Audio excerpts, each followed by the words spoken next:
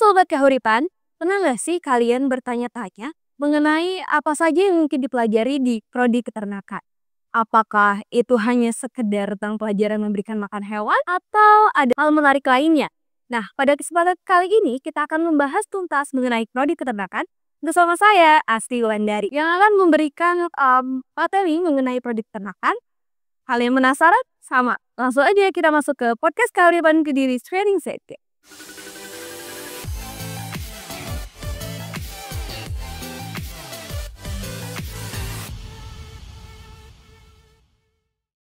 Baik, senang sekali pada kesempatan kali ini sudah hadir bersama kita narasumber utama kita yaitu Pak Akbar. Selamat pagi Pak Akbar. Pagi semuanya.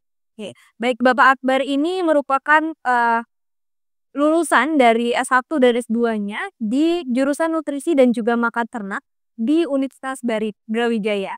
Nah, selain itu beliau bekerja sebagai dosen Universitas Kahuripan Kediri dan juga nutrisionis pakan ternak ruminansia di PT Lumbung Harta Makmur. Benar begitu Bapak? Oke, baik, terima kasih Bapak sudah menyempatkan waktunya pada pagi hari ini. Mungkin untuk pertanyaan pertama nih Kak mengenai perkembangan prodi peternakan. Seperti apa nih Kak perkembangan prodi peternakan saat ini? Oke. Jadi sekarang prodi peternakan itu fokus kepada bagaimana caranya ya mahasiswa ya lulusan dari UKK ya itu nanti bisa diterima di berbagai macam bidang peternakan ya. Nah, jadi itu fokusnya di situ. Kemudian nanti kita upayakan ya ada mata kuliah penunjang seperti itu ya sesuai dengan yang disarankan ya oleh pemerintah ya. Ada kurikulum baru itu. Nah, itu nanti akan kita terapkan. Di tahun ini kita akan terapkan hal demikian. Ya. Oke, baik. Dari kurikulum yang terbaru ini Pak, apakah ada mungkin satu atau dua mata kuliah yang menurut Bapak nggak diketahui sama masyarakat umum, tapi sebenarnya ini sangat menarik gitu di prodi peternakan tersebut? Oke. Jadi kalau masyarakat umum gitu ya, itu kalau belum belajar tentang peternakan, saya rasa juga belum bisa tahu ya apa itu Iya, peternakan benar. gitu kan ya. Sama seperti kita belajar dengan prodi-prodi yang lain juga seperti itu ya. Jadi di sini kita akan fokus ya kepada yang namanya manajemen peternakan ya, terutama di bagian nutrisi gitu ya, kemudian juga di reproduksi seperti itu ya, untuk mengembangkan yang namanya populasi ternak di Indonesia ya. Oke, baik. Berarti sangat menarik sekali ya Pak ya, sebenarnya prodi peternakan tidak sesederhana hanya memberi makan ternak begitu ya Pak ya? Ya. Nah, mungkin untuk keterampilan dan juga pengetahuan nih Pak yang akan didapatkan mahasiswa ketika mereka mengambil prodi peternakan ini kira-kira apa saja Pak? Oke. Jadi yang pertama harus diketahui ya, di peternakan itu ada 4 bidang ya, ada 4 bidang. Nah, yang pertama adalah nutrisi ya. Untuk yang kedua ada yang namanya reproduksi ya. Kemudian ada teknologi ya, kemudian ada ekonomi. Ya, jadi di peternakan juga nanti kita akan belajar tentang ekonomi bidang peternakan kan ya.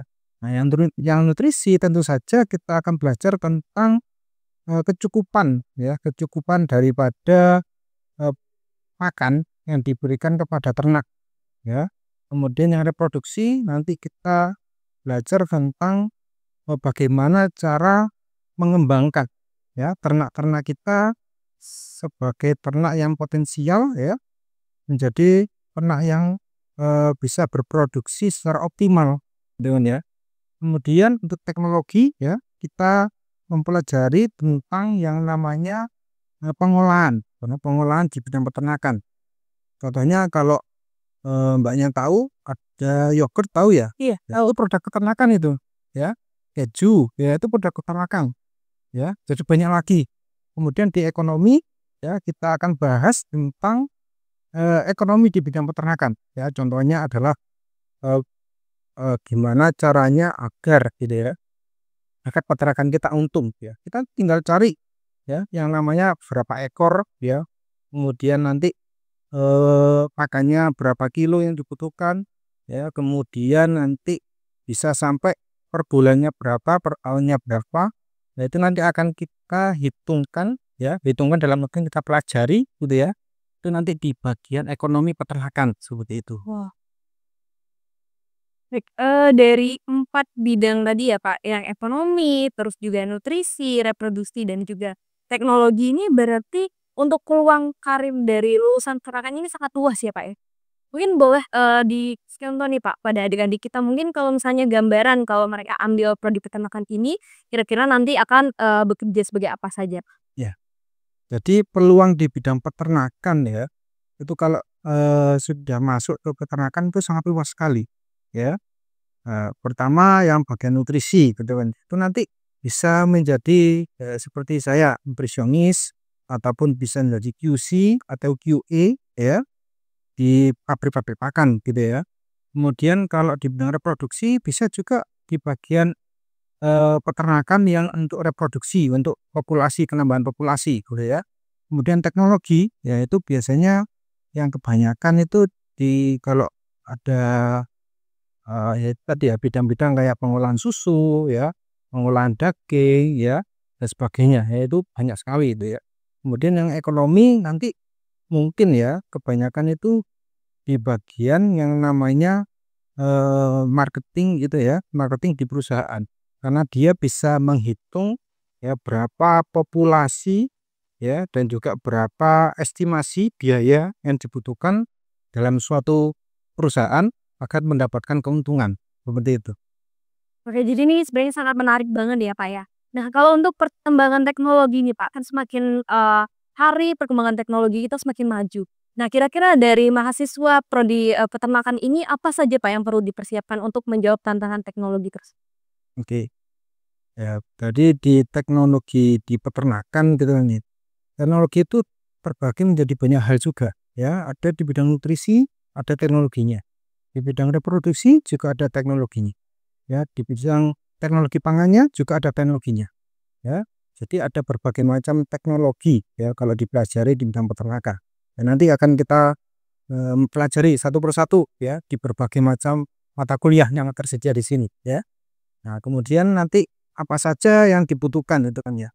Nah, yang pertama pasti harusnya teknologi itu yang sudah banyak ya kalau nutrisi ya, kalau di bidang pakan ya, itu nanti ya untuk mengoptimalkan pakannya, ya itu nanti kan kita pelajari. Kemudian kalau di reproduksi ya, itu gimana caranya kita bisa mengoptimalkan tadi, ada teknologi yang namanya inseminasi buatan. Nah itu teknologinya bagus sekali Bu ya, terus sudah banyak membuahkan hasil di mana-mana. Ya kalau untuk bidang teknologi pangannya, ya itu juga perkembangannya sangat pesat sekali ya. Teknologi itu bukan hanya dalam mesin loh ya. Oh, iya, Juga Pak. iya, juga ada banyak sekali teknologi-teknologi yang, bisa dibilang fermentasi gitu Iya. ya, yogurt itu termasuk fermentasi. Ya sekarang banyak sekali ada yang lagi banyak toh yogurt yogurt itu ya, keju juga semakin banyak variasinya, itu termasuk teknologi di bidang peternakan.